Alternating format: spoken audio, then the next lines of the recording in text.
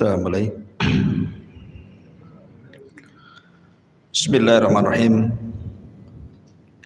Assalamualaikum warahmatullahi wabarakatuh.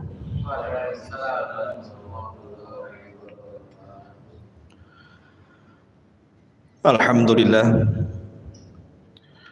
Wassalatu wassalamu ala Rasulillah wa ala alihi wa sahbihi wa mawalah wa la hawla wa la quwata illa billahi wa ba'd.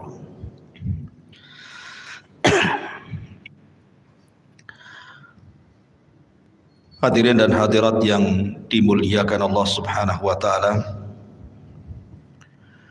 Alhamdulillah, di malam hari ini kembali kita dipertemukan di Masjid Al-Fajri Jodoh Nagoya.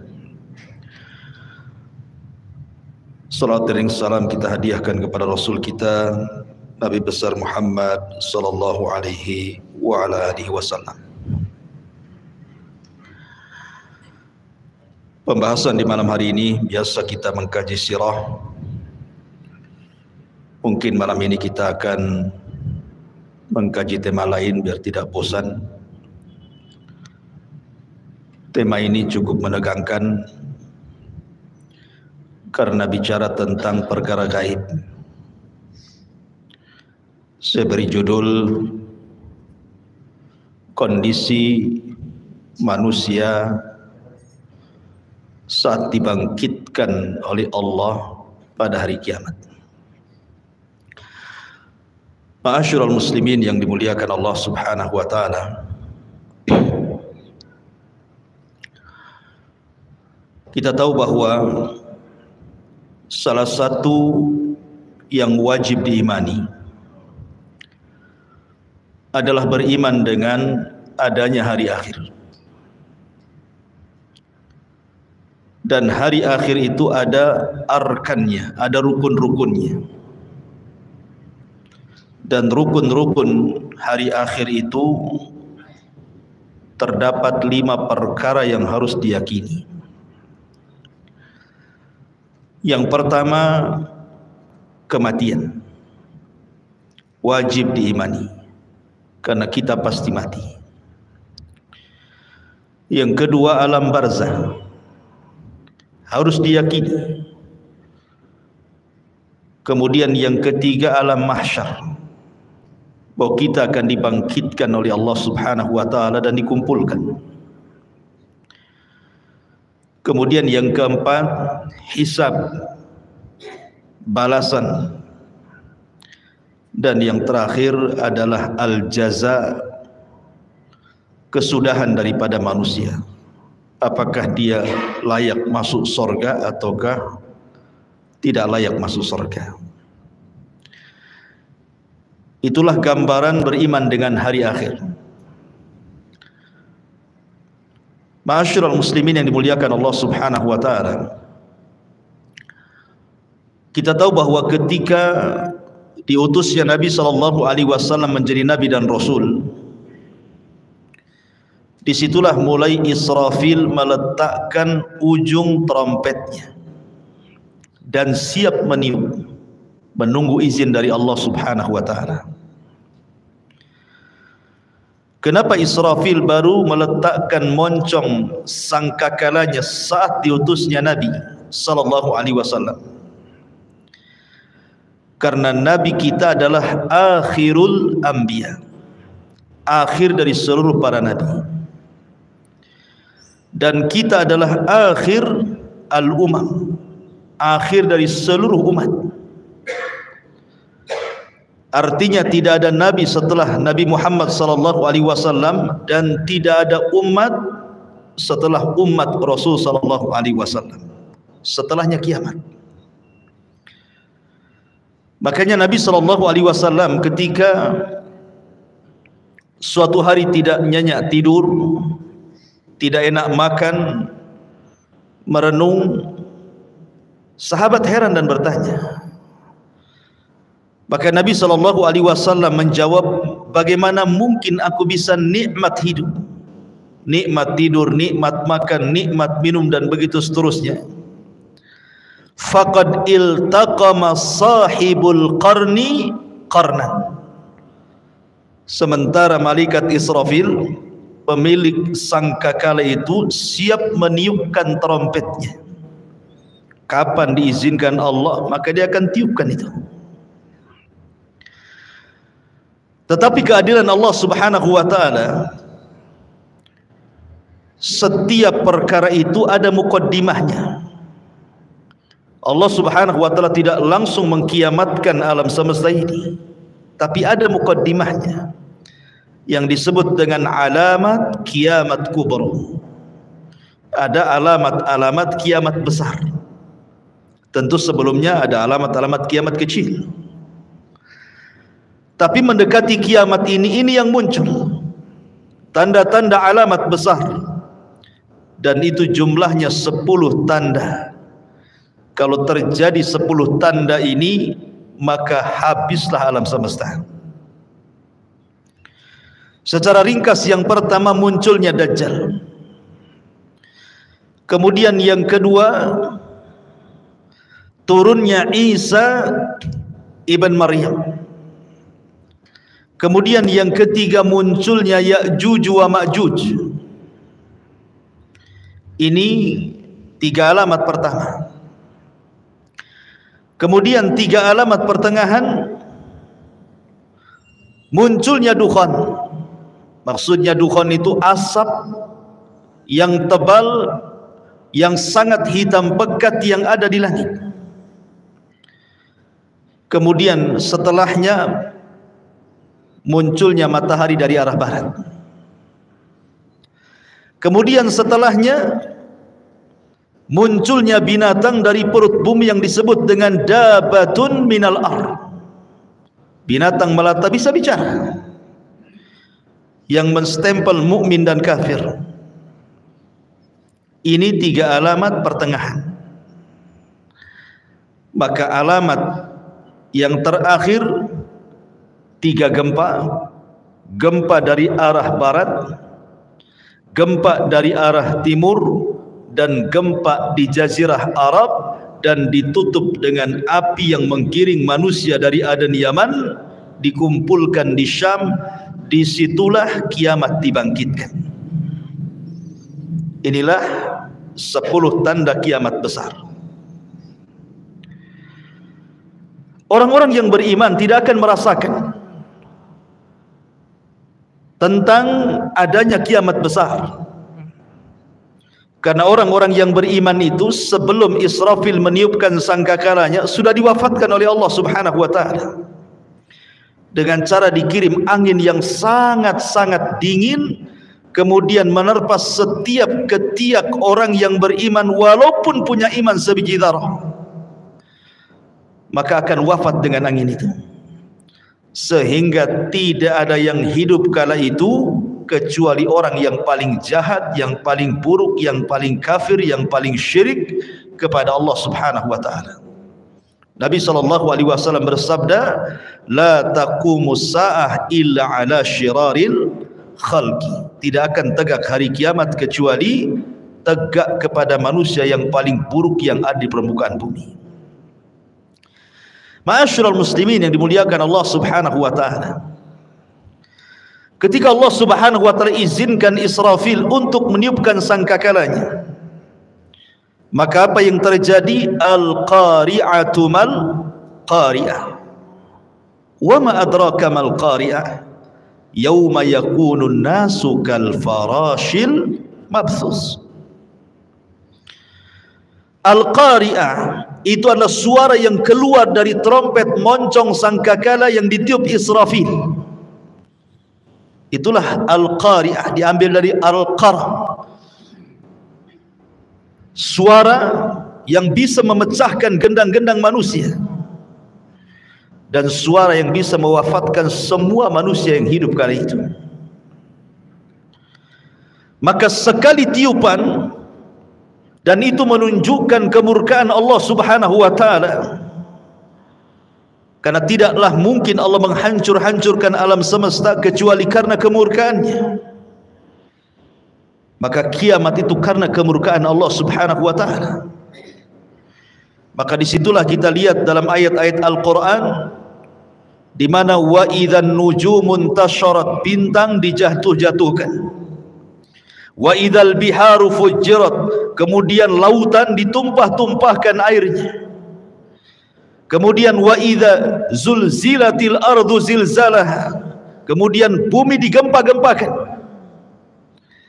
Ma'asyiral muslimin yang dimuliakan Allah Azza wa Jalla, Anda bisa bayangkan ketika terjadi tsunami Aceh, itu hanya sebagian kecil laut yang ngamuk gitu ya, yang marah karena kemarahan Allah Subhanahu wa taala. Dalam hitungan menit bisa menghancurkan bangunan dan melenyapkan banyak nyawa. Itu baru sebagian kecil laut. Ketika terjadi gempa di Jogja, dalam hitungan menit bangunan-bangunan roboh menimpa manusia. Bangunan hancur, jiwa-jiwa melayang, dan begitu seterusnya. Begitu juga peristiwa gempa di Lombok, dan saya saksikan sendiri karena saya ke sana. Satu kabupaten rata dengan tanah.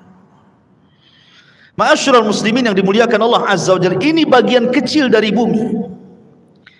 Bagaimana karena Allah Subhanahu wa taala mengatakan idza zulzilatil ardu zilzalaha. Allah Subhanahu wa taala mengidhafahkan zilzal kepada ha, zilzalaha. Allah tidak katakan zilzalan. Kalau zilzalan artinya sekali gempa, boleh jadi di sini gempa, di situ tidak gempa. Tapi ketika zilzal kemudian diidhafahkan kepada ha yang kembali kata ganti ini kepada bumi, artinya satu bumi gempa. Kalau sudah satu bumi gempa, mau lari kemana? Kalau gempa di Batam bisa lari ke Tanjung Pinang, gempa di Tanjung Pinang bisa lari ke Medan, kan gitu. Tapi kalau di Medan gempa, Tanjung Pinang gempa, Batam gempa, semua daerah gempa, lah mau lari kemana? Maka saat itu tidak ada yang bisa lari, karena di mana-mana gempa. Ya.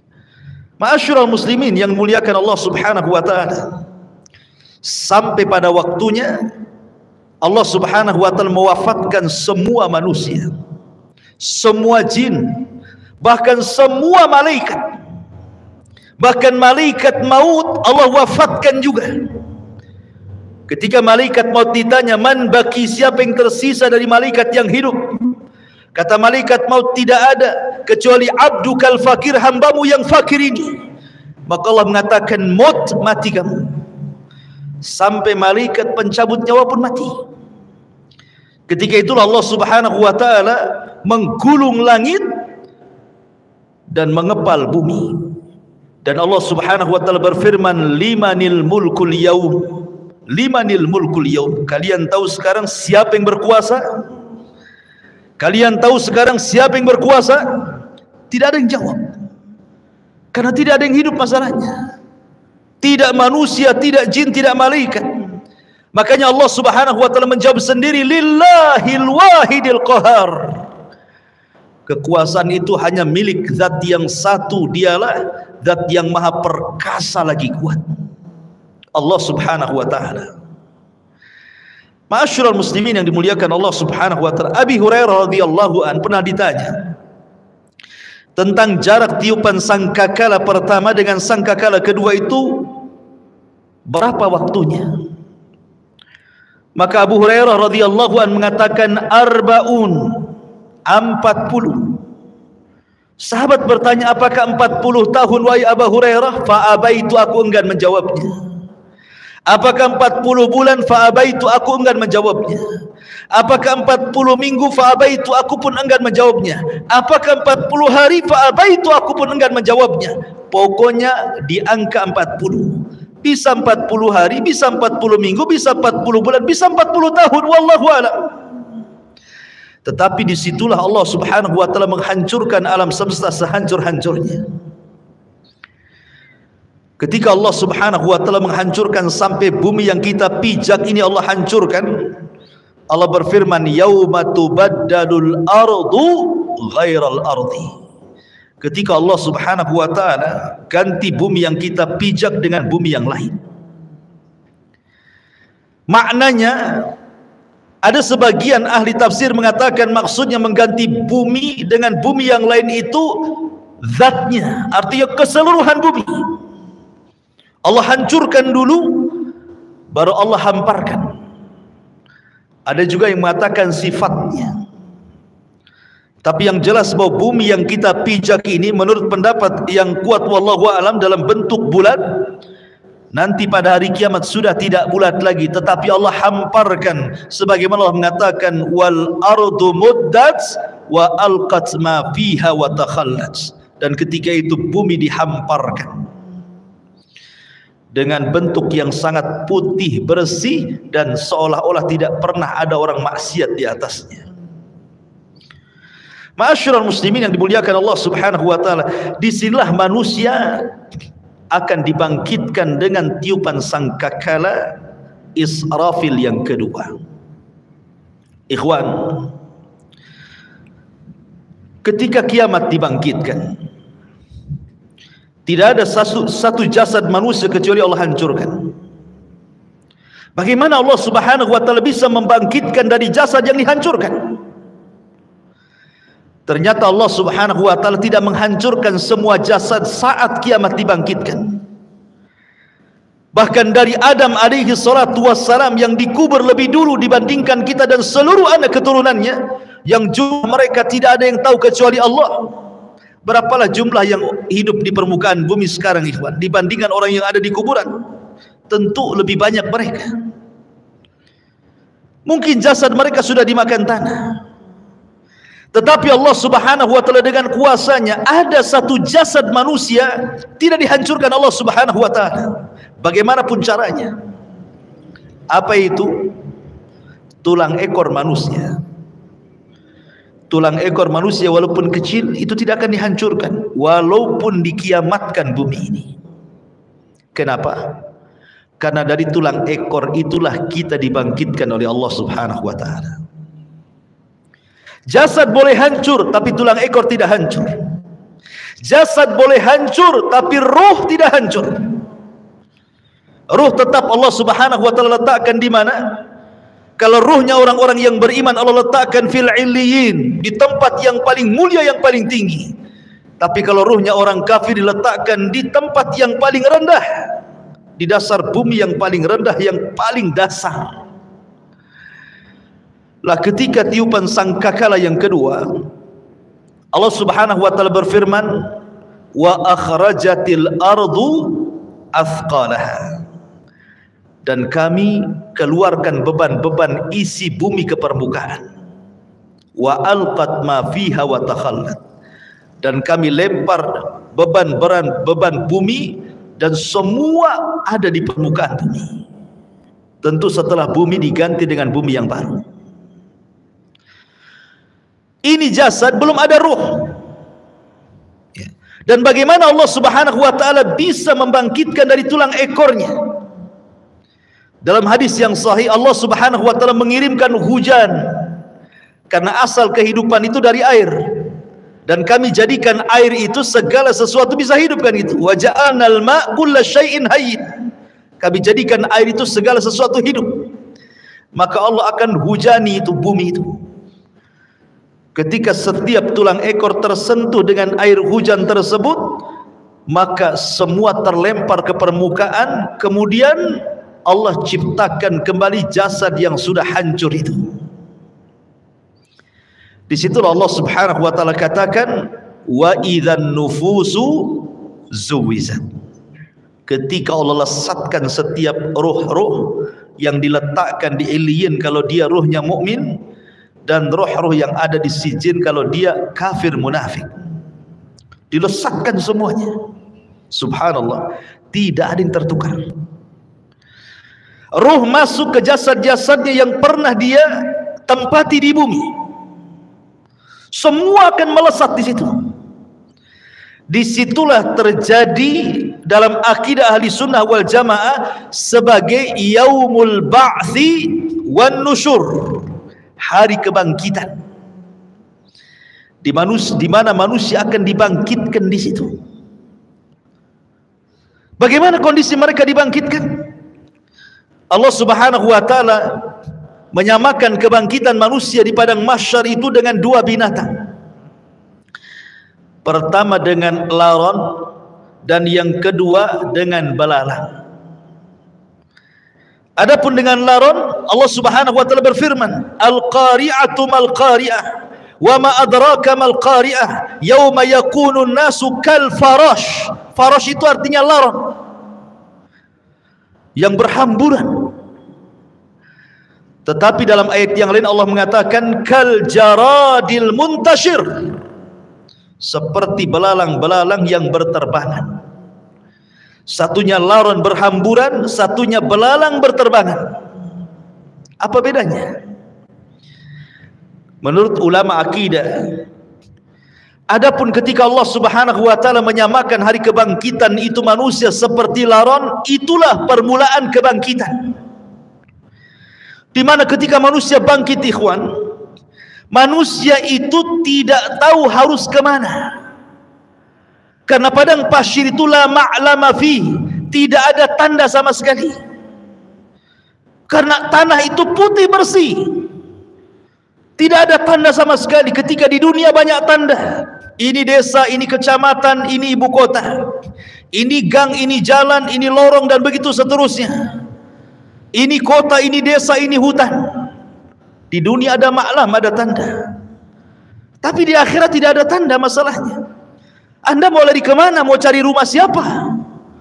Sementara ketika Allah Subhanahu wa taala ganti bumi itu datar, tidak ada yang meninggi, tidak ada yang merendah, tidak ada gunung, tidak ada bukit, tidak ada lembah, semua datar. Kenapa Allah ciptakan seperti itu? Supaya menampung manusia sejak zaman Adam sampai yang terakhir mati. Kalau sekarang bumi dalam bentuk sekarang dibangkitkan sejak Adam sampai sekarang, mungkin bumi tidak akan cukup. Karena ada tempat-tempat yang tidak layak dihuni, kan gitu. Tetapi ketika bumi didatarkan, tidak ada yang meninggi, tidak ada yang merendah, tidak ada gunung, tidak ada bukit, tidak ada lembah, semua orang bisa bangkit di situ. Ma'asyiral muslimin yang dimuliakan Allah Azza wa Jalla, ketika awal bangkit itulah Allah mengatakan seperti laron. Antum perhatikan laron, apabila ada lampu datang laron.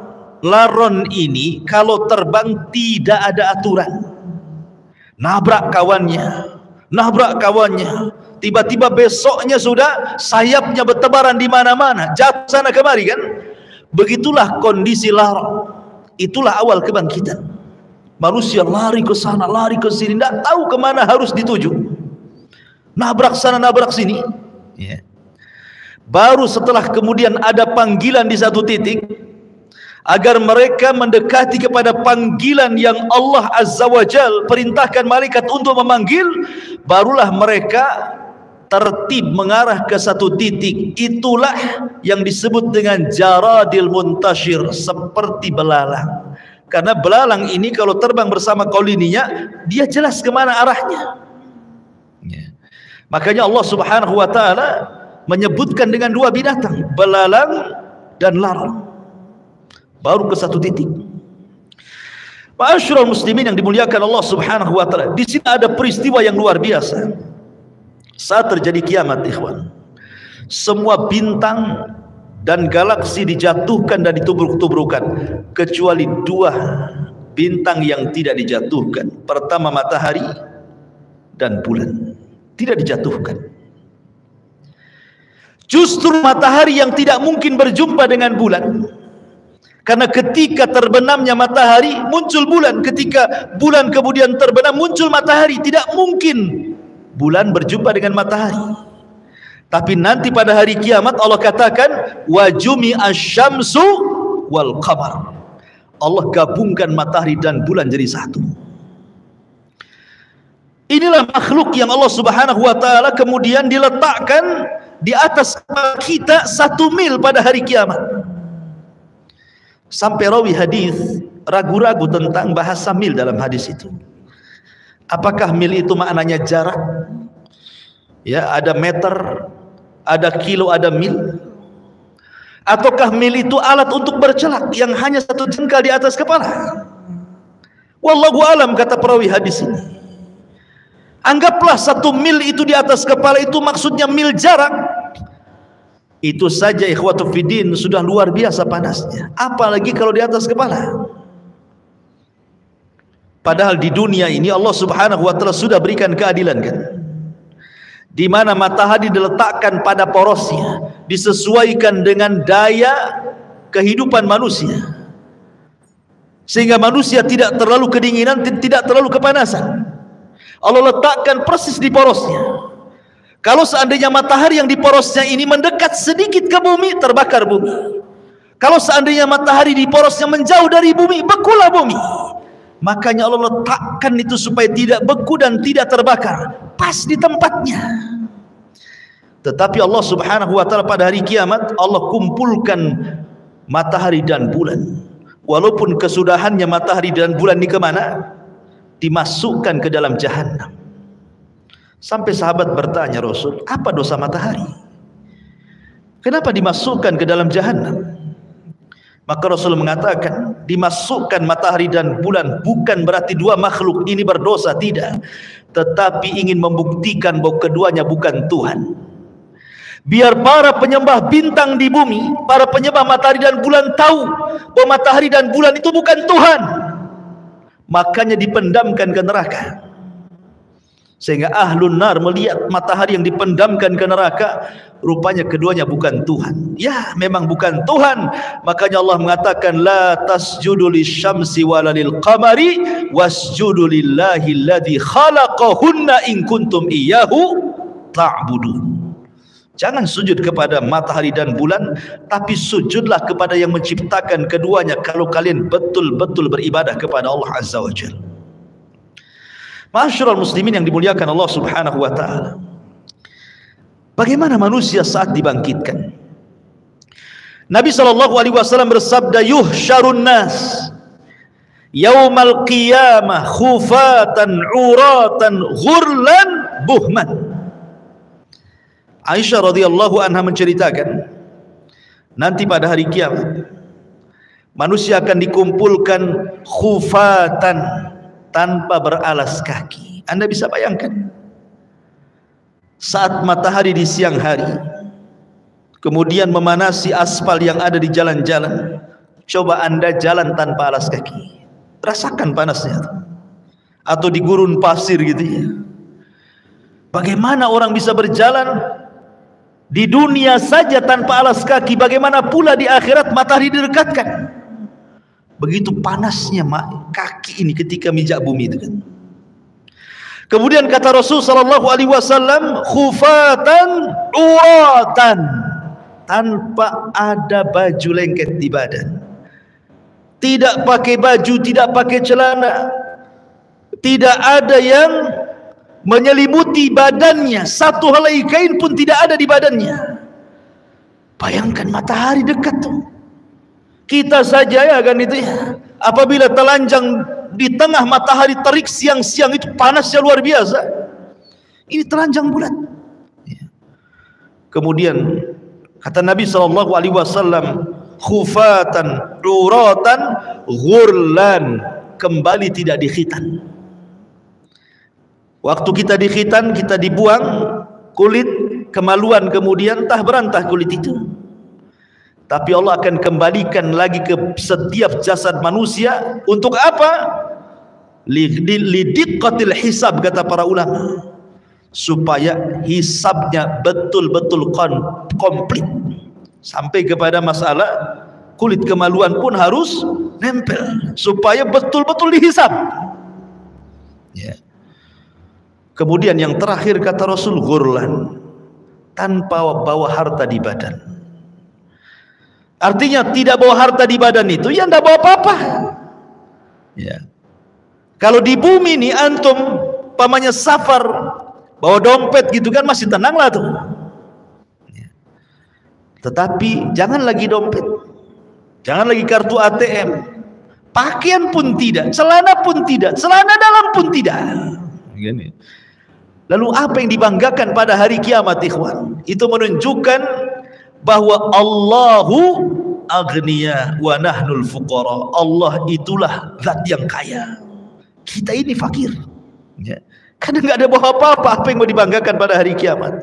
Dibangkitkan itu semua akan sama. Baik para raja yang dibangkitkan seperti itu, para menteri yang dibangkitkan seperti itu, orang-orang kaya yang dibangkitkan seperti itu, orang miskin juga sama, semua sama. Tidak ada yang dibanggakan pada hari itu di hadapan Allah Subhanahu wa taala, dan tidak ada yang disombongkan pada hari itu. Ma'asyiral muslimin yang dimuliakan Allah Subhanahu wa taala. Ada sebuah hadis yang dikeluarkan Imam Muslim. Nabi SAW mengatakan, yub'atsu kullu 'abdin 'ala ma mata 'alaihi. Manusia akan dibangkitkan pada hari kiamat sesuai dengan kondisi saat dia mati. Walaupun sebagian ulama hadis mengatakan bahwa hadis ini maksudnya dibawa ketika sakaratul maut. Bahwa manusia itu saat kematiannya disesuaikan dengan kebiasaan hidupnya, gitu maksudnya. Kalau kebiasaan hidupnya dia baik, insya Allah akan diwafatkan dengan cara husnul khatimah. Kalau kebiasaan hidupnya jahat, bisa saja dia diwafatkan dalam su'ul khatimah. Tapi ada juga yang mengatakan dari kalangan muhaddithin bahwa hadis ini berbicara tentang kebangkitan. Manusia itu akan dibangkitkan sebagaimana saat dia mati. Makanya Nabi SAW, kenapa ketika orang-orang yang haji itu, yang masih menggunakan kain ihram, kemudian qadarullah meninggal, kata Nabi SAW, suruh dikafani dengan ihramnya, kan? Karena dia akan bangkit pada hari kiamat dan dia akan menggunakan pakaian itu sambil mengucap labbaik Allahumma labbaik. Kemudian ketika Nabi SAW menguburkan para syuhada, mereka tidak dimandikan, tidak dikafankan, tidak disolatkan, langsung dimasukkan ke dalam liang lahat dengan pakaian mereka yang masih berlumuran darah, karena mereka akan dibangkitkan seperti itu, dan darah-darah mereka menjadi saksi syuhada mereka. Dan saat dikubur, maka malaikat mungkar dan nakir tidak akan bertanya soal siapa Tuhanmu, siapa nabimu, apa agamamu. Kenapa? Karena kata Nabi SAW, kafa, cukuplah bibariqatis suyuf, kilatan-kilatan pedang saat jihad, fitnah bagi dia, sehingga tidak ada fitnah kubur lagi. Ma'asyiral muslimin yang dimuliakan Allah Azza wa Jalla, bahkan pada hari kiamat, Abu Sa'id Al-Khudri radhiyallahu anhu mengatakan, nanti pada hari kiamat ada orang-orang yang diseret dengan wajahnya. Subhanallah. Kita di bumi berjalan dengan kedua kaki, tapi nanti saat dibangkitkan ada manusia-manusia berjalan kakinya di atas, kemudian wajahnya diseret, wajahnya di bawah, jalan dengan kepalanya. Sahabat bertanya, ya Rasulullah, wahai Rasul, kok ada orang yang seperti itu? Maksudnya kok bisa, bukankah di dunia dia berjalan dengan kakinya? Maka Nabi mengatakan, alaysa alladhi amshahu ala rijlaihi fid dunya qadiran ala an yamshiyahu ala wajhihi yaumal qiyamah. Kata Nabi SAW, bukankah ketika di bumi dia bisa berjalan dengan kedua kakinya, siapa yang menjadikan dia bisa berjalan seperti itu? Allah. Maka sebagaimana Allah mampu menjalankan manusia di bumi dengan kedua kakinya, maka Allah pun mampu menjalankan dengan wajahnya pada hari kiamat. Dan mereka orang-orang kafir. Bahkan subhanallah, al-jaza min jinsil amal, ikhwan. Balasan itu sesuai dengan amalannya. Ada manusia saat dibangkitkan itu kecil, ya. Di tengah manusia yang besar-besar, dia dibangkitkan seperti semut, sehingga dia harus terseok-seok menghindari langkah kaki orang yang lari ke sana kemari. Lihatlah semut kecil, kan? Kalau seandainya kita melihat semut kecil kemudian kita jalan, terkadang ada semut yang kita injak. Jadi ada ketika dibangkitkan itu, manusia dibangkitkan seperti seekor semut kecil sekali. Dia harus terseok-seok ke sana kemari menghindari injakan-injakan manusia yang lari ke sana kemari. Siapa mereka? Mereka al-mutakabbirun, orang-orang yang sombong. Sebagaimana Nabi SAW bersabda tentang mereka, bahwa orang-orang yang sombong akan diciptakan seperti biji zarah pada hari kiamat. Mereka terseok-seok karena menghindari injakan kaki manusia yang besar itu. Kenapa Allah buat dia kecil? Karena ketika di dunia dia merasa besar. Ya kan, orang sombong itu kan merasa besar ya. Maka Allah buat kecil pada hari kiamat. Ada juga ma'asyiral muslimin yang dimuliakan Allah Azza wa Jalla, ketika dia bangkit, dia kemudian tersiak-siak kayak orang mabuk, tidak tahu harus kemana. Dan mereka adalah para pemakan riba. La yakumuna illa kama yakumul ladzi yatakhabbathu asyaitanu minal mas. Pemakan riba itu nanti bangkit pada hari kiamat seperti orang yang kesurupan, yang dimasuki setan ke dalamnya, oyong ke sana kemari. Ada juga kata Nabi SAW, orang yang dibangkitkan itu buta, padahal di dunia dia melihat, sehingga dia kemudian mengatakan, Rabbi lima hasyartani a'ma wa qad kuntu basira. Rabb, kenapa kau bangkitkan aku dalam kondisi buta? Dulu di dunia aku melihat. Maka Allah Subhanahu wa taala mengatakan, ya, karena engkau ketika di dunia melupakan ayat-ayatku, sekarang kulupakan kau buat buta, kata Allah Subhanahu wa taala. Jadi macam-macam orang dibangkitkan itu. Ada yang berteriak-teriak memanggil-manggil Allah Subhanahu wa taala, ya Rabb, ya Rabb. Tapi Allah tidak memandangnya sama sekali. Ada orang-orang yang tidak akan pernah dipandang pada hari kiamat. Bahkan tidak akan diberikan rahmat, bahkan sudah disediakan azab yang pedih. Subhanallah ya kawan. Kalau sampai kita tidak dipandang oleh Allah Subhanahu wa taala, berarti kita akan merasakan peritnya neraka jahanam. Siapa mereka?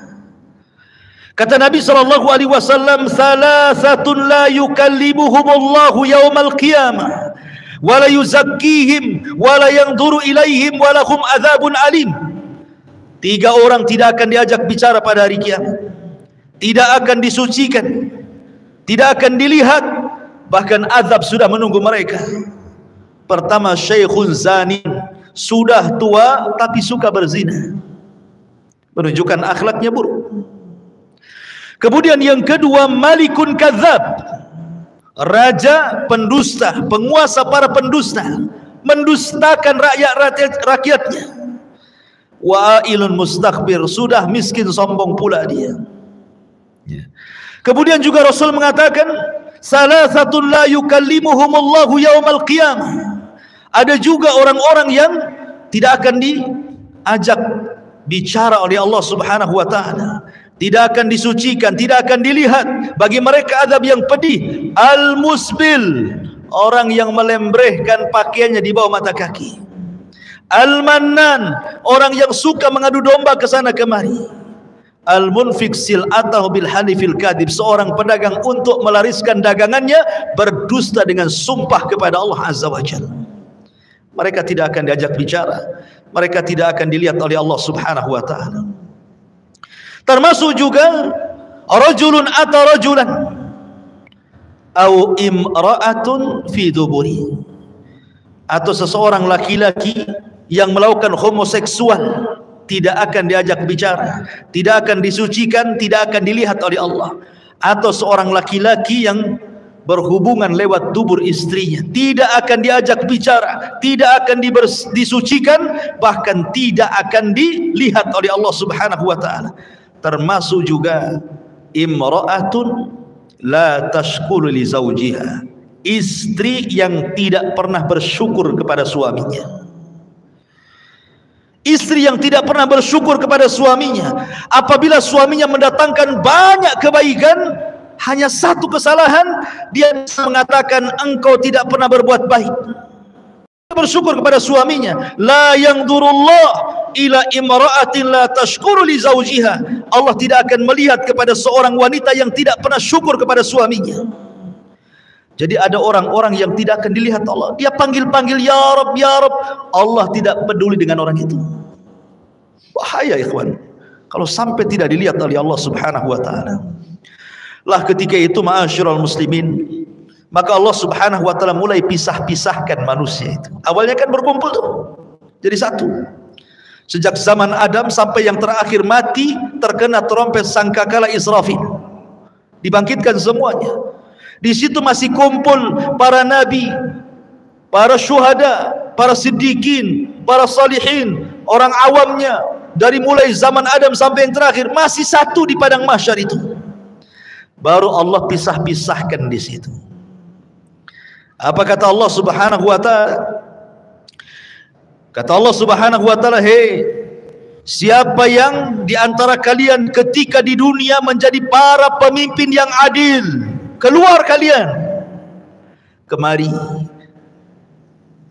berdirilah di bawah arsy Allah Subhanahu wa taala, kalian mendapatkan naungan." Kemudian dia panggil lagi, "Hei orang-orang yang ketika di dunia hatinya terikat dengan masjid, kemari keluar dari situ. Di sini kalian mendapatkan naungan dari arsy Allah Subhanahu wa taala." Kemudian dipanggil lagi, "Hai orang-orang yang ketika di dunia suka berinfak sampai tangan kirinya tidak tahu diinfakkan tangan kanannya, sedekahus sir. Kemari keluar. Kamu harus bergabung di sini. Kau mendapatkan naungan arsy Allah Subhanahu wa taala." Kemudian juga dipanggil yang lainnya, "Wahai anak muda yang ketika di dunia menjaga kehormatannya, tidak mau berzina karena takut kepada Allah, keluar, gabung di sana. Di sana kau mendapatkan naungan arsy Allah Subhanahu wa taala." Termasuk kalian yang saling mencinta karena Allah, membenci karena Allah, keluar, gabunglah kau di situ. Itulah yang disabdakan Nabi sallallahu alaihi wasallam, "Sab'atun yudhilluhumullahu fi dhillihi yauma la dhilla illa dhilluh." 7 orang yang akan mendapatkan naungan di hari yang tidak ada naungan kecuali naungan Allah Subhanahu wa taala. Mereka akan dikeluarkan, ya, akan dikelompokkan sesuai dengan amalan mereka, gitu maksudnya. Termasuk ahli sedekah, karena sedekah itu as-sadaqatu, bahwa sedekah itu akan mendapatkan naungan pada hari kiamat.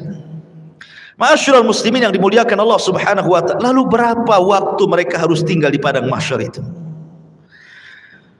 Ulama mengatakan bahwa mereka akan tinggal di padang mahsyar itu 50.000 sana, 50.000 tahun. Tentu 50.000 tahun ini berlaku kepada orang-orang kafir, berlaku kepada orang-orang munafik dan orang-orang mujrim. Tapi orang-orang yang beriman tidak. Hisab mereka cepat. Kenapa? Karena usianya juga pendek. Kata Nabi SAW, "A'maru ummati baina sittina wa sab'in." Usia umatku itu berkisar 60 sampai 70 tahun saja. Karena usianya pendek, hisabnya pun cepat. Tapi kalau umat dulu kan usianya lama-lama, sehingga hisabnya juga lama. Makanya orang-orang yang beriman, mereka akan tinggal di padang mahsyar itu cuman setengah hari. Tapi setengah harinya kehidupan akhirat. Berapa setengah harinya kehidupan akhirat? Allah mengatakan, "Inna yauman inda rabbika ka alfi sanatin mimma ta'udun." Satu hari kehidupan akhirat bila dibandingkan dengan kehidupan dunia sama dengan 1000 tahun. Berarti setengah harinya 500 tahun. Jadi orang-orang yang beriman akan tinggal 500 tahun saja. Sementara orang kafir akan tinggal 50.000 tahun kehidupan akhirat, tinggal dikali 1000 tahun kehidupan dunia. Berapa lama mereka harus tinggal di situ, ikhwan?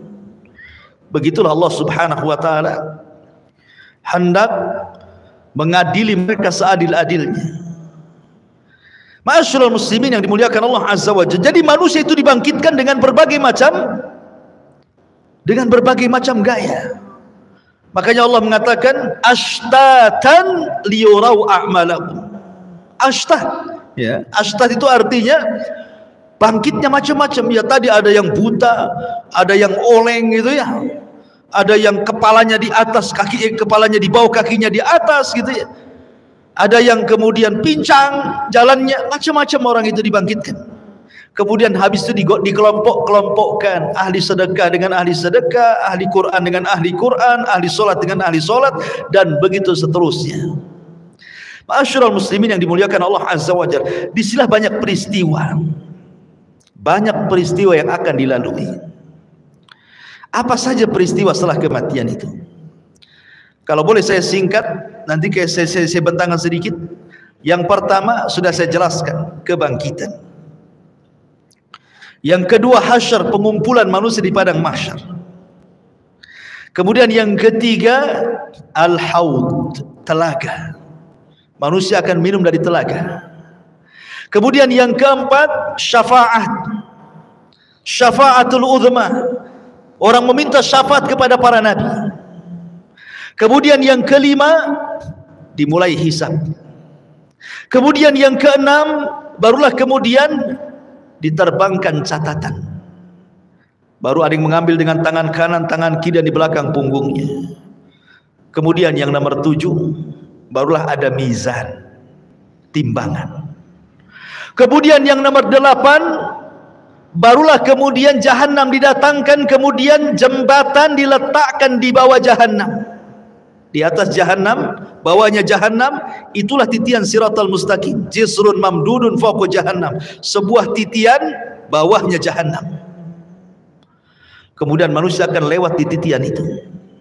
Kemudian yang nomor berapa? 9. Manusia akan kumpul di kontor. Disinilah akan terjadi kisos. Tapi kisosnya sesama orang yang beriman. Tapi kalau kisosnya sesama orang kafir sebelum titian siratal mustaqim.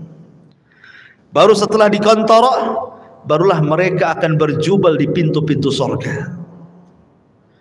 Baru setelah itu, tidak ada yang bisa membuka pintu surga kecuali Nabi SAW. Baik, kita urai sedikit. Tadi sudah jelaskan, yang pertama hari kebangkitan, manusia dibangkitkan, kemudian dikumpulkan. Ketika manusia tertidur dan cukup lama, kemudian terbangun, pasti yang Anda rasakan akan merasakan haus yang luar biasa. Iya kan? Kalau tidur lama gitu kan, bangun pasti pengen minum. Seperti Anda juga pengen minum. Bismillah, minum dulu. Masya Allah. Jadi ketika mereka kehausan ini, maka mereka mencari air. Setiap para nabi Allah Subhanahu wa taala sudah berikan telaga. Likullin nabi haudun. Setiap nabi diberikan telaga. Dan telaga yang paling besarlah telaga Nabi kita Muhammad sallallahu alaihi wasallam. Maka umat Rasul sudah diarahkan ke masing-masing nabinya. Termasuk kita umat Islam diarahkan kepada telaga nabi kita. Telaganya sangat besar. Airnya putih, lebih putih dibandingkan susu, kata Rasul. Lebih manis dibandingkan madu. Dan satu kali minuman tidak akan haus selamanya. Dan tidak akan rebutan karena gelasnya sejumlah bintang yang ada di langit, kata Nabi. Dan orang yang pertama dibolehkan minum, merekalah orang-orang Ansar dari kalangan sahabat Nabi SAW. Lah kenapa tidak Muhajirin? Bukankah Muhajirin adalah as-sabiqun al-awwalun? Mereka lah yang awal-awal masuk Islam, baru kemudian Ansar, kan itu.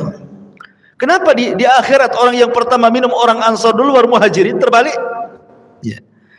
Karena orang Ansar diberikan kesabaran ketika di dunia. Mereka tidak pernah mencicipi kekuasaan. Khulafaur Rasyidin semua dari Muhajirin. Abu Bakar Muhajirin, Umar Muhajirin, Uthman Muhajirin, Ali Muhajirin, Hasan bin Ali Muhajirin. Ganti ke kekuasaan kerajaan. Raja yang pertama Muawiyah ibn Abi Sufyan Muhajir. Runtuhnya Bani Umayyah, berdiri Bani Abbasiyah, semua dari Mekah Muhajirin. Semua kekuasaan itu dari Muhajirin. Orang Ansar itu tidak pernah jadi raja. Mereka jadi rakyat. Makanya kata Nabi SAW, sabarlah kalian. Kalian akan mendapatkan nanti raja-raja yang zalim. Boleh jadi mungkin yang menguasai kalian itu raja-raja zalim. Tapi kesabaran kalian akan mendapatkan hasil sampai kalian menemui aku di mana? Di telagaku, kata Nabi. Makanya mereka orang yang pertama minum. Orang-orang Ansar atau penduduk Yaman yang awal-awal masuk Islam, baik dari kalangan manusia atau kalangan jinnya. Baru setelah itu Muhajirin. Baru setelah itu para ulama. Baru setelah itu umumnya umat Rasul, sampai yang terakhir datang sekelompok umat Rasul hendak minum. Tiba-tiba dihalau para malaikat, tidak boleh. Nabi SAW kasihan dan mengatakan, ummati itu umatku, biarkan wahai malaikat, biar dia minum. Tapi kemudian Rasul diberitakan bahwa mereka tidak layak minum. Kenapa? Ya Muhammad, innaka la tadri ma ahdatsu ba'daka, innahum ghayyaru wa baddalu. Wahai Muhammad, engkau tidak tahu apa yang terjadi sepeninggalmu. Mereka itu sudah merubah ajaran-ajaranmu. Mereka itu sudah menjauhi sunnah-sunnahmu. Mereka tidak layak minum dari telagamu. Makanya ulama mengatakan orang yang tidak akan minum dari telaga Rasul, pertama orang murtad, tidak akan minum. Yang kedua orang munafik, tidak akan minum. Yang ketiga orang-orang yang mereka selalu menyelisih sunnah Rasul dari kalangan ahli bidah. Kemudian yang keempat, para murtakib al-kabair, orang-orang yang senantiasa terus melakukan dosa besar. Mereka tidak layak minum dari telaga Nabi SAW. Ya. Padahal ikhwan, meminum dari telaga Rasul itulah yang menentukan nasib kita saat di padang mahsyar. Karena ketika matahari didekatkan, kita merasa haus. Sementara Rasul mengatakan siapa yang meminum satu teguk saja dia tidak akan haus selamanya, kan? Artinya bisa meringankan beban saat matahari didekatkan sebenarnya. Baru setelah kemudian mereka minum, ada yang minum, ada yang tidak. Kemudian mereka berkumpul lagi di padang mahsyar, dibiarkan oleh Allah Subhanahu wa ta'ala. Dengan matahari didekatkan, kemudian keringat dicucurkan, sampai-sampai keringatnya membanjiri, sampai kalau seandainya ada perahu dijalankan, perahu bisa jalan di keringatnya. Karena ada yang tenggelam selutut, ada yang tenggelam sepusat, ada yang tenggelam sedada, ada yang tenggelam setelinga, ada yang tenggelam betul-betul dengan keringatnya, sesuai dengan amalannya. Ya. Ma'asyiral muslimin, ini menakutkan karena kumpulnya mereka saja sudah menakutkan. Kenapa menakutkan? Karena ketika di kuburan saja mereka sudah takut. Kan kalau orang-orang yang beriman masuk kuburan itu dibentangkan surga, ya kan? Ketika dia sanggup menjawab pertanyaan malaikat, siapa Tuhanmu? Allah. Siapa Nabimu Muhammad? Apa agamamu? Islam. Allah akan mengatakan dari langit, an sadaqa abdi, hambaku telah benar. Kalau begitu, bentangkan pintu dari sorga, hantarkan makanan, hantarkan minuman, hantarkan pakaian, hembuskan angin dari sorga supaya wangi kuburannya, kan itu? Artinya dia bisa melihat sorga di kuburan. Tapi orang kafir, munafik dan ahli dosa, ketika dia tidak sanggup menjawab apa kata Allah, sempitkan kuburan sesempit-sempitnya, kan itu. Kemudian bentangkan neraka di hadapannya. Makanya ketika kemudian terjadi hari kiamat, mereka sudah melihat neraka saat di kuburan tuh. Makanya mereka sudah ketakutan luar biasa. Dari situlah akhirnya kemudian ketika Allah biarkan saja di padang mahsyar seperti itu, mulailah orang-orang berakal di antara mereka datang kepada Adam. Ya Adam, anta abul bashar, kau ini bapak manusia. Isfa' lana ila rabbik, mintalah syafaat kepada Rabbmu. Ala tara ila ma nahnu fi, tidakkah kau iba kepada kami, lihat kondisi kami. Tapi Adam mengatakan tidak bisa, karena aku sudah pernah melakukan maksiat sehingga Allah murka, dan kemurkaannya tidak pernah terjadi sebelum dan sesudahnya. Sebaiknya kau kenuh saja, datang kepadamu. Sama juga jawabannya. Kata Nuh, sebaiknya kau datang kepada Ibrahim. Sama pula jawabannya. Tidak bisa juga. Kata Ibrahim, sebaiknya kau datang kepada Nabi Musa. Musa pun sama. Bahkan kata Musa, sebaiknya datang kepada Isa. Jadi antara Adam, Nuh, Ibrahim, Musa, Isa, semua mengatakan nafsi, nafsi, urus diri kalian, katanya. Kata Isa bin Maryam, sebaiknya kalian datang kepada Muhammad sallallahu alaihi wasallam. Maka mereka datang kepada Rasulullah. Baru Nabi SAW tidak menolak permintaannya dan mengatakan, ana laha, kan ku coba kata Rasul. Maka Nabi SAW berangkat sendiri, kemudian mendekati arsy Allah, kemudian sujud di bawah arsy dengan sujud yang sangat lama. Kemudian Allah datang dan mengatakan, irfa ra'saka ya Muhammad. Kata Allah Subhanahu wa taala, angkat kepalamu wahai Muhammad. Sal qul tusma, sal tu'ta, ishfa tushaffa. Katakan kau didengar, minta kau diberi, mintalah syafaat, ku beri kau syafaat, kata Allah. Ini yang disebut dengan syafaatul uzma, syafaat khusus yang hanya diberikan kepada Rasul kita, tidak diberikan kepada para nabi.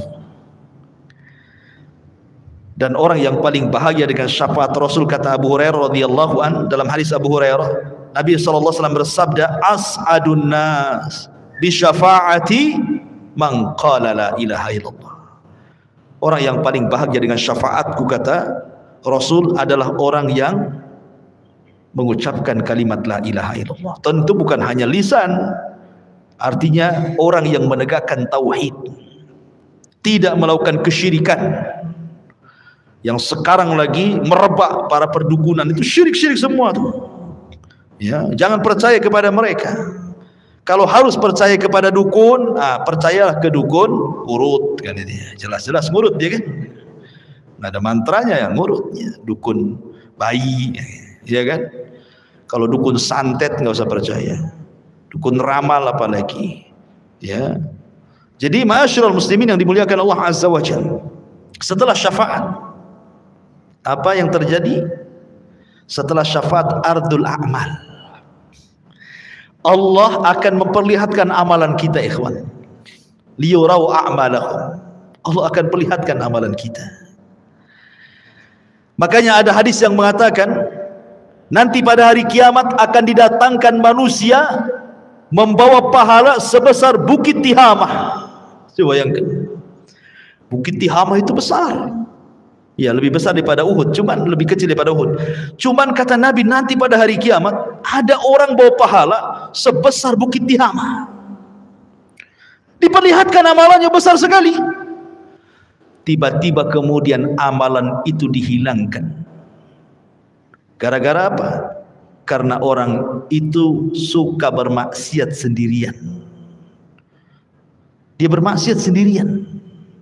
Kok bisa maksiat sendirian? Nah, inilah ini alat maksiat sendirian. Nah, ini alat maksiat sendirian. Cukup saya dan handphone saja. Itu maksiat sendirian, dalam kamar sendirian, nyumpet apa antum ya. Entah lagi nyebar hoax di situ. Copy paste hoax, ya kan? Atau apalah yang dilihat di situ. Ya. Waktunya sholat masjid aja situ kan. Ini maksiat sendirian. Nanti ada orang pada hari kiamat pahalanya sebesar gunung Tihamah. Rupanya setelah diperlihatkan itu saja, tiba-tiba dihilangkan. Kemudian ditanya kenapa dihilangkan? Itulah akibat maksiat sendiri, kesendirian tadi. Ada juga orang yang datangkan, masya Allah, di dunia ahli sedekah. Ahli sedekah. Ada masjid perlu bangunan disumbang dia, ada madrasah perlu uang disumbang dia, ada fakir miskin butuh biaya disumbang dia. Tidak ada tempat kecuali sumbang dia. Dipanggil oleh Allah, diperlihatkan amalan dia di dunia, dibuat layar tancap, seolah-olah dia diingatkan, tuh kamu tuh waktu di dunia itu, tuh kamu bawa uang ke masjid ini, kau bawa uang ke masjid itu, kau bawa uang ke panti asuhan ini. Diperlihatkan amalannya di dunia. Kemudian Allah mengatakan, betul itu kamu tuh yang jalan ke sana kemari? Oh iya, dengan bangganya. Itu saya, wahai Rabb. Ya. Kemudian Allah mengatakan, untuk apa kau amalkan itu? Maka dia mengatakan, saya bersedekah untukmu ya Rabb. Kata Allah, kadzabta, dusta kamu. Kadzabta, dusta kamu. Engkau bersedekah itu supaya engkau dianggap dermawan. Engkau bersedekah itu supaya engkau dianggap pemurah. Engkau bersedekah itu supaya dipuji manusia. Kadzabta, dusta kamu. Akhirnya malaikat bawa ini seret dia ke neraka. Didatangkan lagi para mujahidin. Kemudian diperlihatkan bagaimana saat jihad dia banyak membunuh musuh, akhirnya dia mati syahid. Diperlihatkan sama Allah itu, betul kamu itu? Oh iya, itu saya, wahai Rabb. Apa yang melakukan? Ustushhidu fik, aku mati syahid karenamu ya Rabb. Kata Allah, kadzabta, dusta. Itu bukan. Kau ini perang hanya supaya orang menganggap kau pahlawan saja, kau pemberani, supaya dikenang orang. Tidak. Kadzabta, dusta kamu. Seret, masukkan dia ke neraka. Didatangkan lagi orang pakar Quran, alim bil Quran. Sehari-harinya dia baca Quran, dia ajarkan Al-Quran, dia baca Quran, dia tegak kepada Allah dengan Al-Quran. Diperlihatkan, betul kamu itu yang semalaman salat dengan membaca Al-Quran? Oh iya, itu saya, wahai Rabb, katanya. Untuk apa kau lakukan? Oh, qara'tu fikal Quran, aku baca Quran untukmu ya Rabb. Kadzabta, dusta kamu membaca Quran itu supaya manusia menganggap kau qari, ahli pakar Quran, hebat dalam Quran, dan begitu seterusnya. Kadzabta, dusta kamu. Seret ke neraka. Jadi ada orang-orang yang diperlihatkan amalannya, itu disebut ardul a'mal namanya. Baru setelah ardul a'mal masuk pada perkara hisab. Ikhwan, hisab ini mencakup pertama orang kafir, kedua orang munafik, ketiga orang yang beriman. Adapun orang kafir ada yang mengatakan tidak dihisab. Apa yang mau dihisab? Amalannya sudah lebur-lebur. Makanya Allah mengatakan a'maluhum karamadin istaddat bihi, amal mereka sudah habis, ludas di dunia saja nggak diterima. Lalu apa yang mau dihisab? Ada yang berpendapat tidak akan dihisab orang kafir, langsung ke jahanam. Tapi ada yang mengatakan tetap dihisab, hanya sekedar formalitas untuk menunjukkan keadilan Allah Subhanahu wa taala. Orang munafik lebih jahat dibandingkan orang kafir. Maksudnya munafik i'tiqad ya, bukan munafik amal. Apa bedanya munafik i'tiqad dengan amal? Kalau munafik i'tiqad itu zahirnya Islam, hatinya kafir. Jadi dia masuk Islam dengan badannya, keluar dari Islam dengan hatinya. Tapi kalau munafik amal ini masih muslim, dia hanya meniru sifat munafik. Kalau ngomong dusta, kalau janji khianat, itu munafik amal namanya. Beda ya. Dia tidak dikeluarkan dari Islam. Jadi munafik yang dikeluarkan dari Islam itu yang mendohirkan Islam, menyembunyikan kekufuran, seperti orang-orang orientalis dan begitu seterusnya. Ya. Karena ada orang-orang misionaris yang ingin memurtadkan kaum muslimin, pura-pura masuk Islam. Adapun hisabnya orang-orang mukmin ada dua. Ada yang disebut dengan hisaban yasira, mudah hisabnya. Ada yang disebut dengan hisaban asira, sulit hisabnya. Apa bedanya? Kata Nabi SAW, hisab yang mudah itu, orang ini akan ditanya oleh Allah Subhanahu wa taala semua apa yang dilakukan dia di dunia, tetapi dia tidak diwajibkan untuk menjawab, hanya mengiyahkan saja. Betul kamu zina? Iya. Betul kamu rampok? Iya. Betul kamu ini? Iya. Betul kamu itu? Iya. Betul kamu sholat? Iya. Betul kamu puasa? Ya, gitu saja. Ya. Habis itu Allah tutupi aibnya dan Allah ampuni dosanya. Itu hisab yasir, mudah. Tapi hisabnya ada yang sulit. Bagaimana caranya? Ketika dia tanya soal amalannya, dia bantah. Dia membantah Allah. Kamu judi? Enggak. Itu bantah namanya. Korupsi? Enggak. Jadi sehingga harus datangkan saksi. Kata Nabi SAW, manukisha udzib. Siapa yang ketika dihisab ada bantah-bantahan, maka akan diazab orang ini. Ya. Itulah disebut hisaban asir, hisab yang sulit. Kalau dia sampai bantah-bantahan, berarti dia mendapatkan hisab yang sulit. Tapi kalau tidak ada bantah-bantahan, dia hanya sekedar ikrar, menetapkan apa yang ia lakukan saja, habis itu Allah tutup dan Allah ampuni, berarti dia mudah hisabnya.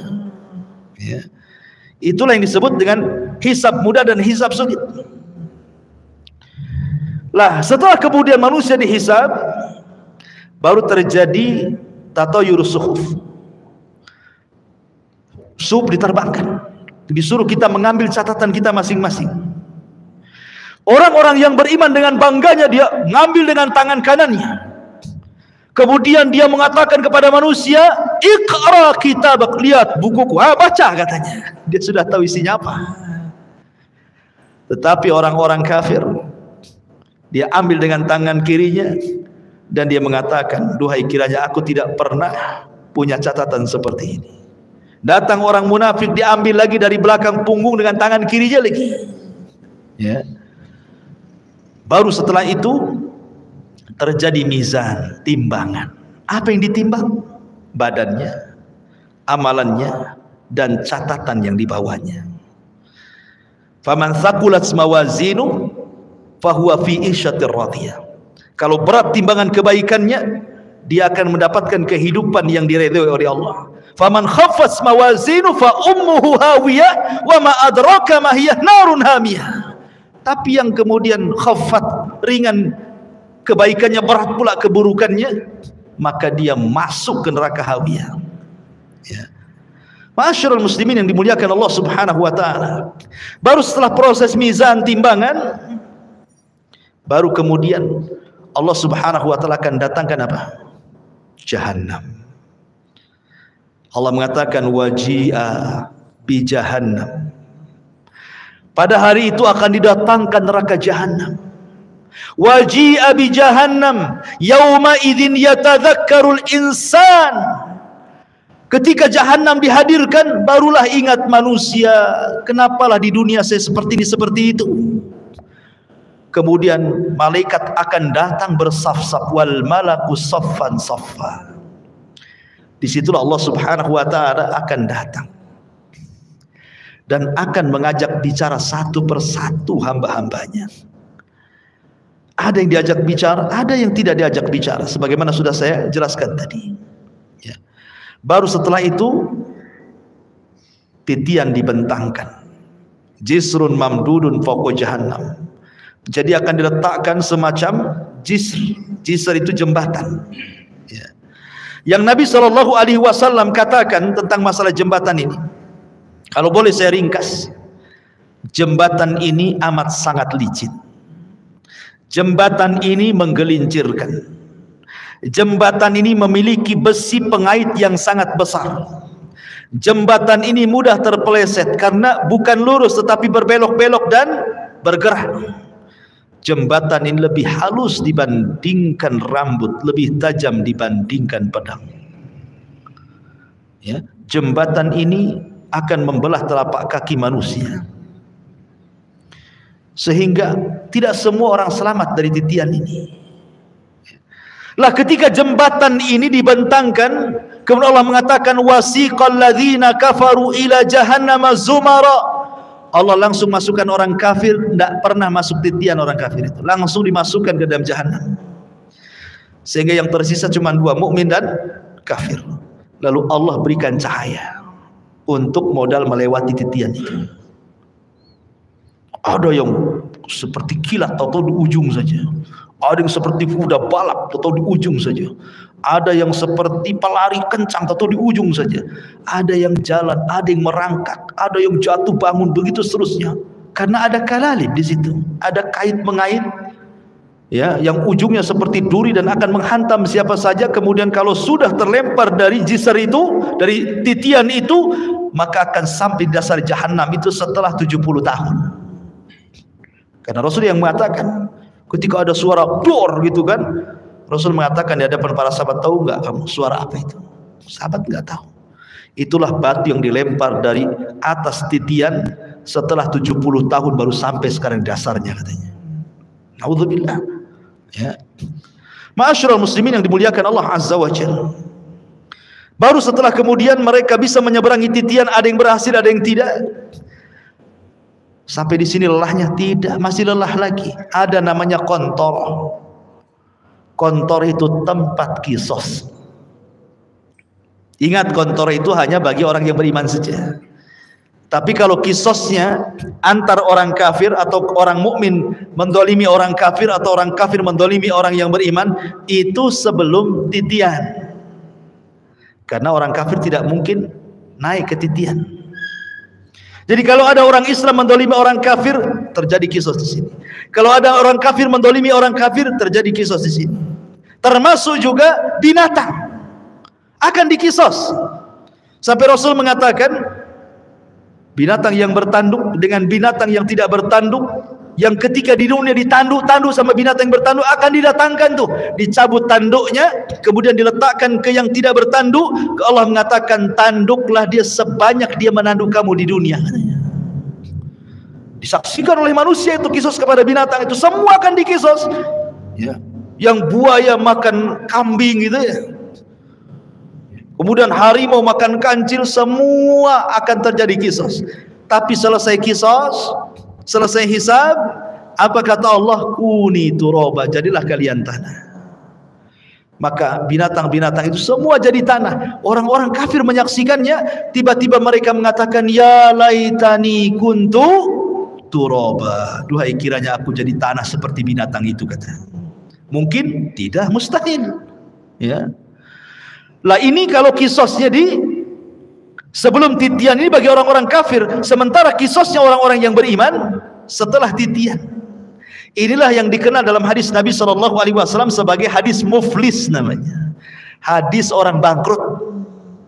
Kata Nabi, atadruna mal muflis hadil ummah? Tahu enggak kamu orang bangkrut di antara umatku ini? Sahabat ya polos saja, orang bangkrut ya orang gulung tikar, usahanya kolab, tidak punya dinar, nggak punya dirham. Oh, itulah orang bangkrut katanya. Kata Nabi, bukan. Orang bangkrut itulah orang yang datang dengan pahala salat, pahala puasa, pahala zakat, pahala-pahala lain-lainnya. Di satu waktu dia pernah mendolimi si fulan, mencaci maki, memukul si fulan, menumpahkan darah si fulan, mengambil harta si fulan, dan begitu seterusnya. Di sini terjadi antara barter pahala dan dosa. Jangan ke situ dulu kamu, sini. Dulu kau memukul saya. Mana pahalamu? Diambil pahalanya. Mau pergi lagi ke pintu surga, tunggu dulu. Dulu kamu mencaci maki saya. Sini pahalamu. Berangkat lagi, tunggu dulu. Dulu kau yang menginjak kaki saya. Tunggu dulu. Akhirnya banyak orang yang minta pahala dia, habis pula pahalanya. Ketika habis pahalanya, masih ada juga, ingat gak? Dulu kok yang ambil uang saya. Sini pahalanya. Saya tak ada pahala. Tak apa kok tak ada pahala, aku punya dosa, nih dosaku ambil. Gitu kan? Datang lagi. Dulu kau pernah menzalimi saya, mana pahalamu? Tidak punya, nggak apa-apa, nih dosaku ambil. Bayangkan coba. Makanya Rasul mengatakan orang ini disebut orang bangkrut. Kalau ibarat pedagang itu modal habis, hutang pula numpuk. Orang ini habis pahalanya diberikan orang, dosa pula ditanggung dia, itu maksudnya ya. Makanya disebut bangkrut orang ini. Kalau masih tersisa pahalanya, ada kesempatan masuk surga. Kalau tidak, dicemplungi lagi ke neraka. Di sini terjadi kisos, ikhwan, antar orang yang beriman. Bahkan yang mengeri adalah kisosnya pembunuhan.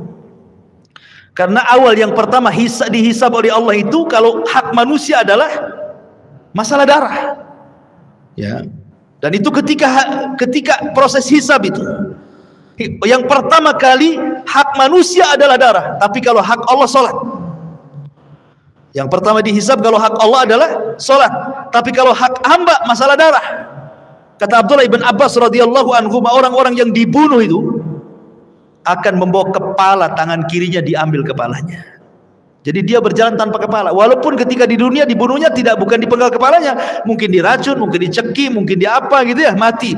Tapi nanti pada hari kiamat orang-orang yang dibunuh tanpa kepala berjalan menghadap Allah, dan tangan kirinya membawa kepalanya sambil bercucuran darah di lehernya.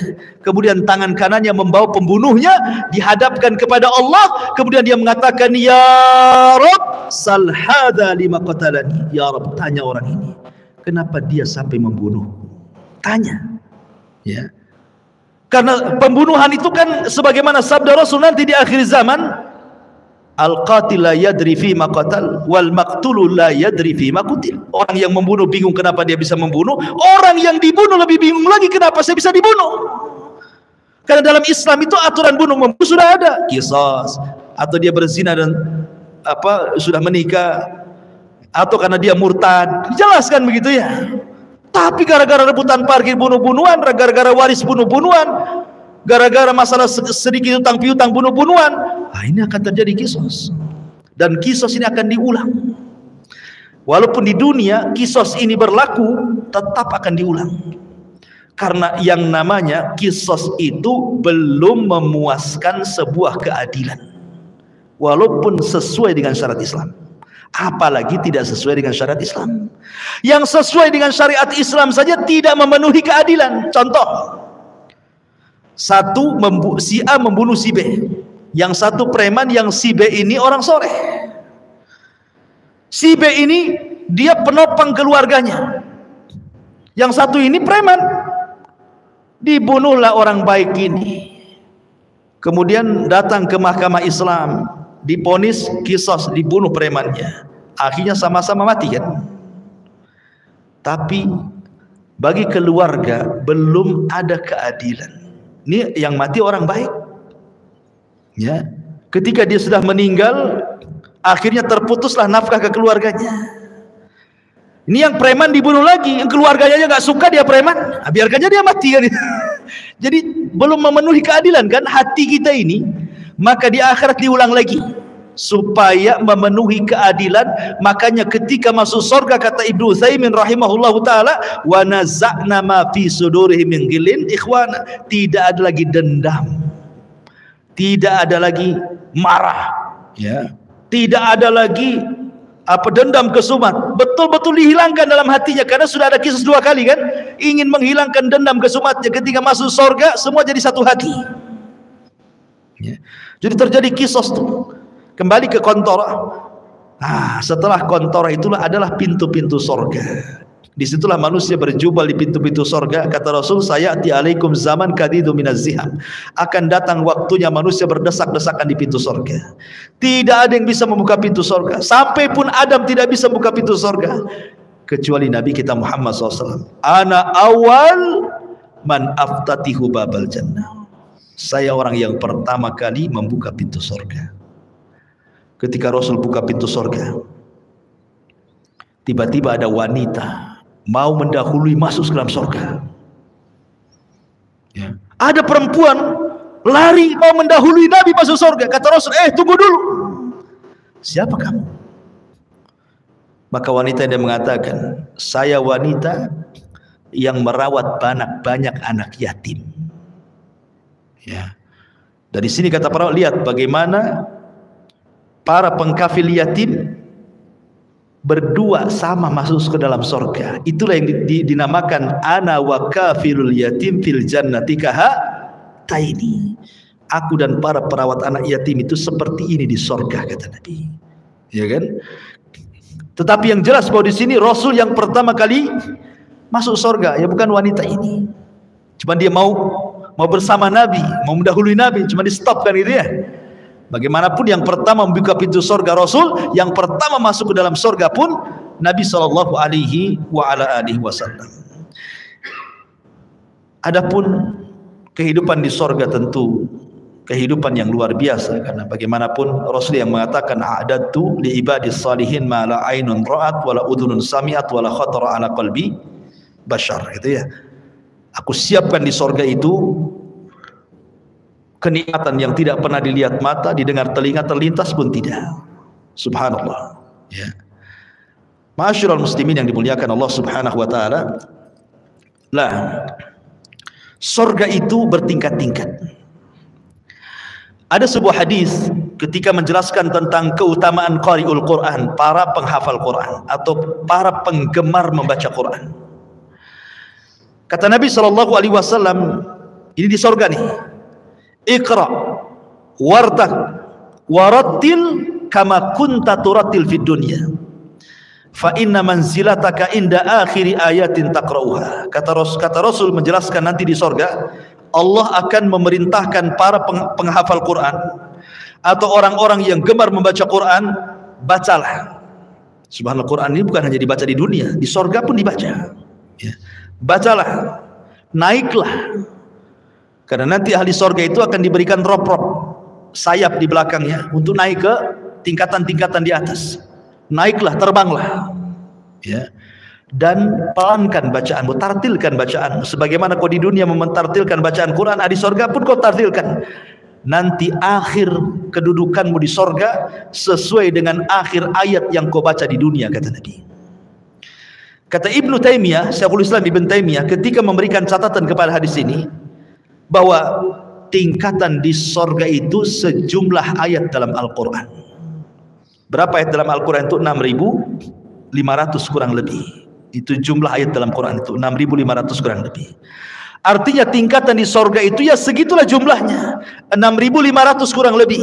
Yang 100 tingkatan disediakan oleh Allah untuk para mujahidin fisabilillah, lebihnya sesuai dengan amalannya. Berarti di sini menunjukkan bahwa sorga itu banyak, 650 lebih, 6.500 tingkatan lebih. Sementara satu sorga itu luasnya selangit dan di sebumi, dan satu tingkatan ke tingkatan berikutnya itu perjalanan 500 tahun. Semakin tinggi sorga, semakin indah tingkatannya. Karena sorga itu sifatnya darajat tangga ke atas. Kalau neraka itu sifatnya darokat, tangga ke bawah makin jelek. Kalau sorga ke atas makin baik, gitu maksudnya. Makanya orang naik lebih lelah dibandingkan orang terjun. Coba lu terjun, tinggal jegur aja kan. Naik, capek sampai ke atas. Makanya ke sorga itu perlu tenaga, perlu lelah, perlu letih. Ke neraka tidak perlu. Tinggal jegur aja antum ke situ. Jadilah antum penduduk neraka. Nggak perlu antum beli, nggak perlu antum bayar, nggak perlu pakai uang, dan nggak perlu sekolah. Orang maksiat itu nggak perlu sekolah. Kalau ibadah itu perlu sekolah karena ada ilmunya. Sholat aja ada ilmunya. Gimana takbiratul ihram, apa yang mau dibaca? Maksiat nggak perlu sekolah, nggak perlu S2 maksiat itu. Tamat TK aja bisa maksiat. Makanya tidak lelah orang masuk neraka itu, tapi enak. Itulah makanya ikhwatu fiddin, kenapa sorga itu dibaluti dengan makari, hal-hal yang tidak suka. Sementara neraka itu dibaluti oleh syahwat, hal-hal yang orang suka masuk ke situ. Ya. Lah sorga yang bertingkat-tingkat ini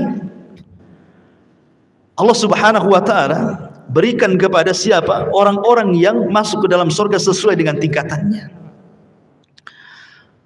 Bahkan di sorga itu minimal satu orang itu mendapatkan 2 istana. Paling sedikit orang yang masuk sorga itu dapat 2 istana.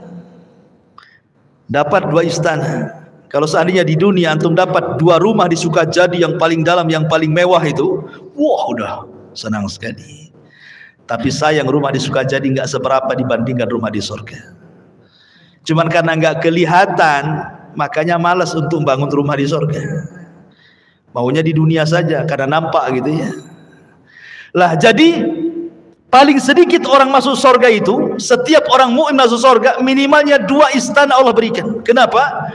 1 istana solid milik dia, 1 istana itu milik orang kafir yang masuk neraka, diwariskan kepada orang yang beriman. Tilkumul jannah uristumuha, itulah sorga yang diwariskan kepada kamu. Jadi minimalnya 2. Dan Allah mengatakan waliman khafa maqama rabbihi jannatan. Bagi yang takut kepada Rabbnya maka dia Allah berikan 2 sorga. Tapi kita bisa lebih daripada hanya 2 istana.